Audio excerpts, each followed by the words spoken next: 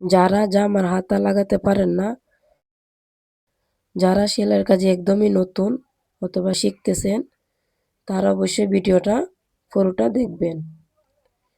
আপনারা যদি সাইড সেলাই করার আগে যদি আপনারা হাতা লাগিয়ে নেন, তাহলে অনেক সুবিধা হয়। অবশ্যই আপনারা সাইড সেলাই করবার আগে হাতাটা লাগিয়ে নিবেন, তাহলে অনেক সুন্দর হয়, আপনাদের জন্য অনেক সহজ হবে। তাই এভাবে আপনারা আগে লাগিয়ে নিবেন। আর নিত্য নতুন ভিডিও পেতে আমাদের পেজটি ফলো করে রাখবেন। আর যারা ইউটিউবের থেকে দেখবেন অবশ্যই চ্যানেলটিকে সাবস্ক্রাইব করে রাখবেন। আর যদি কোনো কিছু জানতে চান অবশ্যই কমেন্টে জানাবেন। মেশিনে কাজ করতে করতে শরীরটা অনেক ভারী লাগছিল, তাই ভাবছি যে ১ কাপ চা করে নিই। তাই আপনাদের ভাইয়াও বলল যে সেও চা খাবে।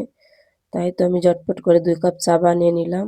আমরা সিলেটি, আমাদের তো চা ছাড়া চলেই না, একদমই না। আমরা যে ২ জনে প্রচুর চা খাই, তাই ২ কাপ চা বানিয়ে নিচ্ছি ঝটপট। আর আমি চা'র জন্য বেশিরভাগ সময় নাম্বার ওয়ান দুধটাকেই পছন্দ করি। অনেক চাগুলো অনেক ভালো লাগে।